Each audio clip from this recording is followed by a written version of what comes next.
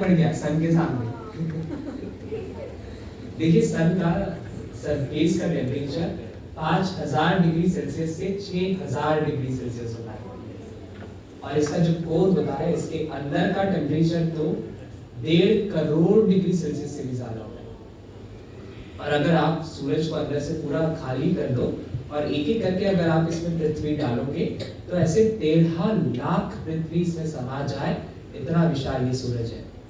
13 लाख पृथ्वी, सोचो कितना बड़ा है सूरज। नेक्स्ट हम चलते हैं हमारे सोलर सिस्टम के सबसे पहले प्लैनेट की ओर। कौन सा था सबसे पहला प्लैनेट? मरक्यूरी, बुध ग्रह। गजब। देखिए ये जो मरक्यूरी है, इस मरक्यूरी ने थोड़ा सा मेकअप किया है अपने ऊपर। रियलिटी में मरक्यूरी जो है वो ऐसे दिखाई देता है। देखिए ये सूरज के सबसे करीब होता है ना? धूप में रह बेचारा कितना काला पड़ चुका है। पहले जो हमने इमेज देखी थी मरक्यूरी की, वो उसकी एनहांस्ड कलर इमेज थी।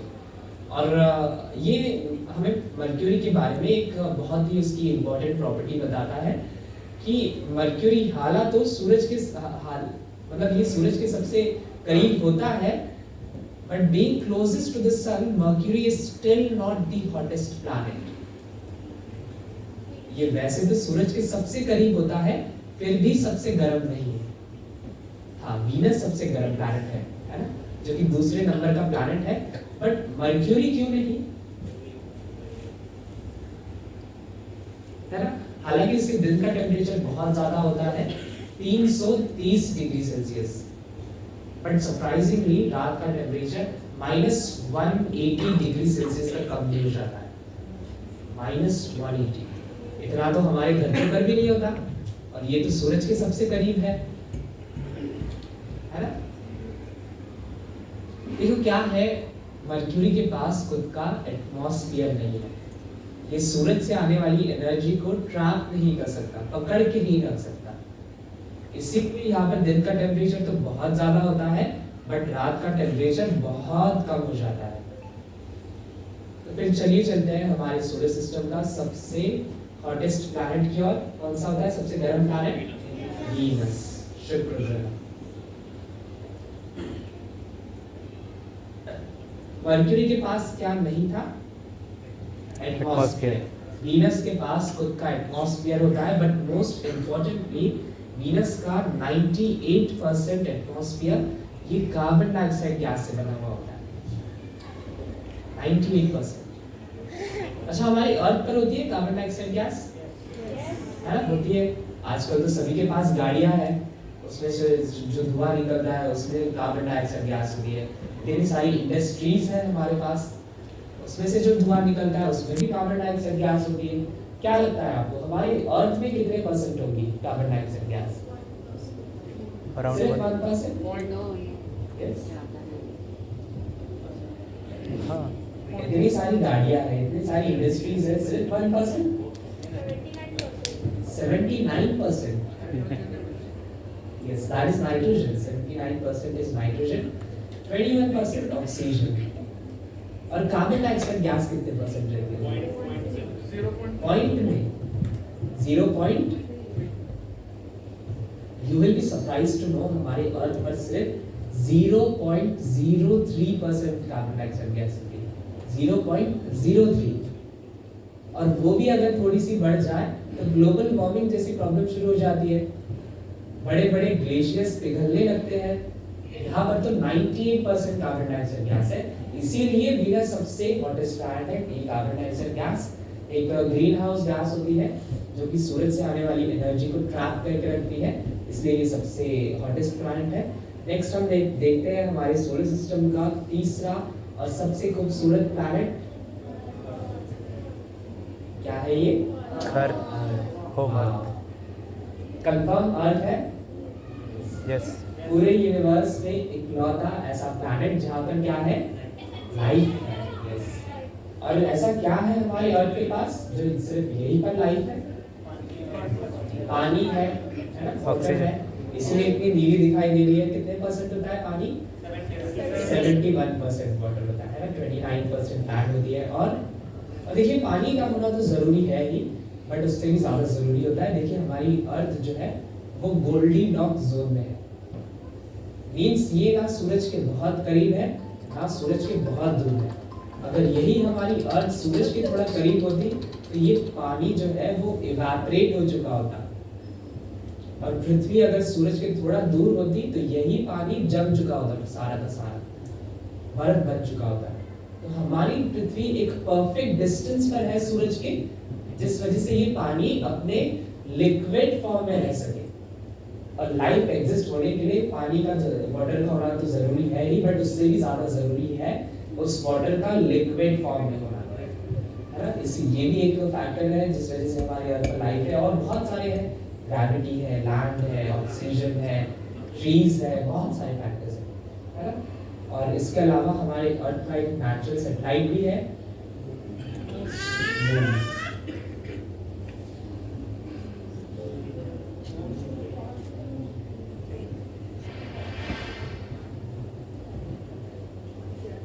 और नेक्स्ट हम देखेंगे हमारे सोलर सिस्टम का fourth planet which is Mars. Mars, Mangal ग्रह, दी रेड लाल लाल। इसे दी रेड प्लैनेट के नाम से भी जाना जाता है क्योंकि ये बहुत रेड दिखता है। और क्यों ये इतना रेड दिखता होगा? यस, इसके मिट्टी में एक एलिमेंट बहुत ज्यादा पाया जाता है, आयरन। Yes, very good. इसकी मिट्टी में आयरन, और वी शुड रादर से iron oxide means rust, Fe2CO3 rust की मात्रा बहुत ज्यादा पाई जाती है, इसीलिए ये इतना लाल दिखता है। और जैसे हमारे अर्थ पर 2 पोल्स पाए जाते हैं, वैसे ही मार्स पर भी 2 पोल्स पाए जाते हैं। देखिए ये मार्स का नॉर्थ पोल है और ये है मार्स का साउथ पोल। जैसे हमारे अर्थ पर 2 पोल्स होते हैं, वैसे ही मार्स पर भी 2 पोल्स पाए जाते हैं।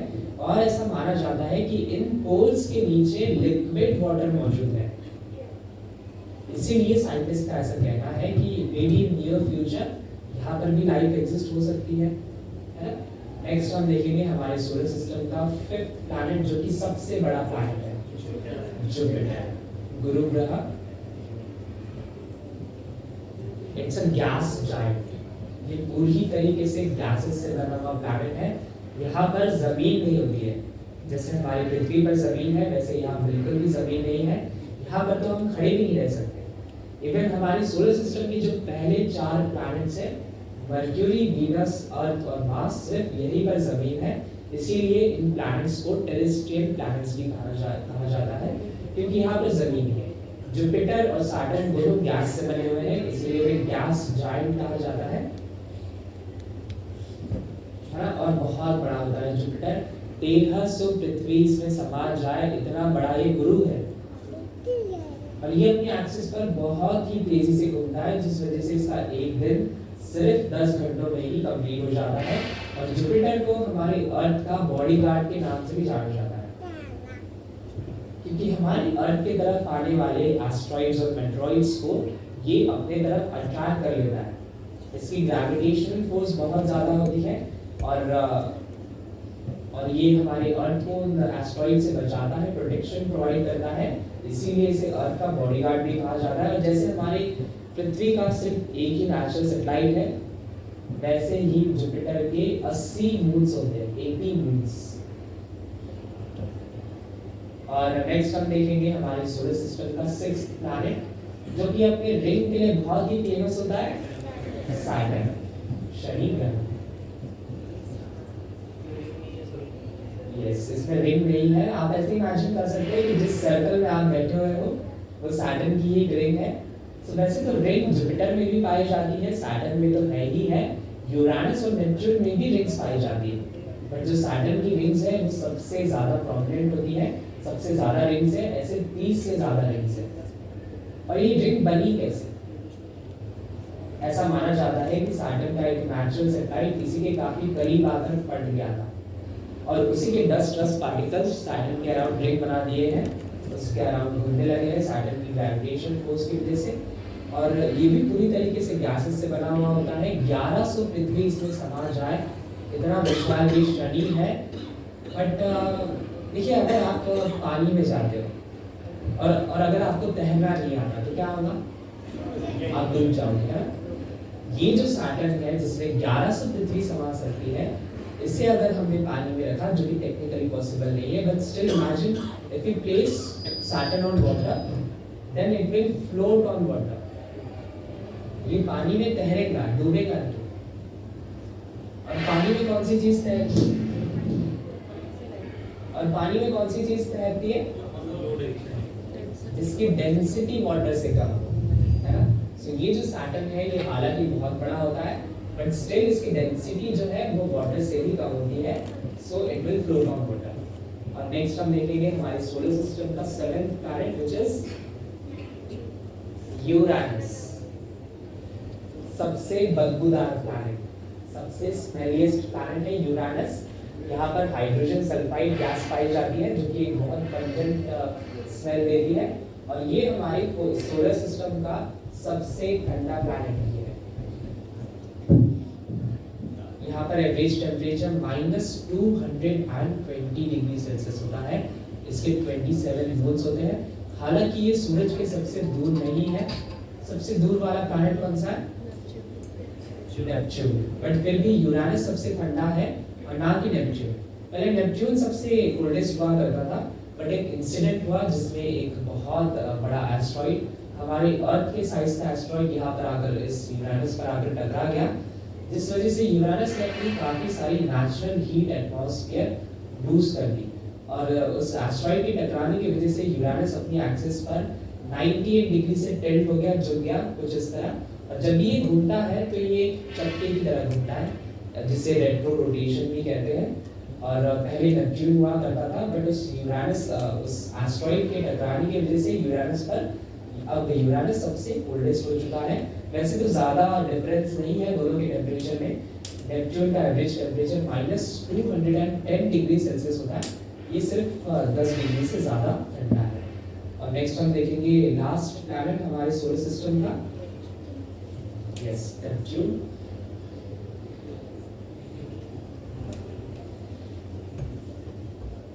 देखिए बहुत ही ब्लू दिखता है क्योंकि ये सबसे डिस्टेंट होता है सन के, और सन की जो लाइट है उसमें रेड लाइट है जिसकी वेवलेंथ सबसे ज़्यादा होती है।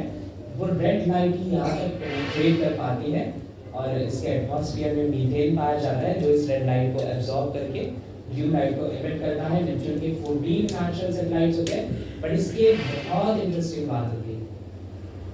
आपको डायमंड्स पता है, ये बहुत महंगे होते हैं। यहाँ पर उन डायमंड्स की बारिश होती है। नेपच्यून पर डायमंड्स की बारिश होती है। Diamonds are nothing but condensed form of carbon. जब कार्बन एटम्स बहुत कंडेंस हो जाते हैं, हाई एटमॉस्फेरिक प्रेशर में आते हैं, तो वो कंडेंस होकर क्रिस्टल फॉर्म करते हैं और उसे ही डायमंड्स कहते हैं। तो नेपच्यून का जो एटमॉस्फेरिक प्रेशर है वो इतना ज़्यादा होता है कि मीथेन के कार्बन पार्टिकल्स वो कंडेंस हो जाते हैं और डायमंड्स फॉर्म करते हैं। सो अगर आप में से किसी को बहुत अमीर होना होगा तो आप यहाँ पर जा सकते हैं। सिर्फ 4.5 बिलियन किलोमीटर से दूर है हमारे अर्थ से। और नेक्स्ट हम देखेंगे हमारे सोलर सिस्टम का एक लास्ट ऑब्जेक्ट, जो कि पहले कभी प्लैनेट हुआ करता था, यस, प्लूटो। यस, क्या कहते हैं अब इसे? ड्वार्फ प्लैनेट कहते हैं, है ना? पहले हमारे सोलर सिस्टम का 9th प्लैनेट हुआ करता था, बट अभी इसे निकाल दिया गया है। अब इसे ड्वार्फ प्लैनेट कहते हैं। और क्यों इसे ड्वार्फ प्लैनेट कहा जाता है? क्यों इसे निकाल दिया गया प्लैनेट की कैटेगरी से? ऑर्बिट बाहर जाता है। No, this is still part of our solar system. Yes, it has to do with something with orbit, but ये रीजन नहीं है। वैसे तो बहुत छोटा होता है प्लूटो, इतना छोटा कि नॉर्थ अमेरिका से भी छोटा होता है। इसकी जो ब्रेथ होती है वो नॉर्थ अमेरिका और रशिया से भी कम होती है। बट ये भी रीजन नहीं था इसे प्लैनेट की कैटेगरी से निकाल देने का। रीजन कुछ और है, और वो ये है कि प्लूटो का खुद का इंडिपेंडेंट ऑर्बिट नहीं है। ये नेपच्यून के साथ अपना ऑर्बिट शेयर करता है। ये नेपच्यून के ऑर्बिट को 22 इयर्स के लिए क्रॉस करता है। और किसी भी एक प्लैनेट मतलब किसी भी एक सेलेस्टियल ऑब्जेक्ट को प्लैनेट कहलाने के लिए 3 रूल्स होते हैं और उन रूल्स को फॉलो करना बहुत ज़रूरी है।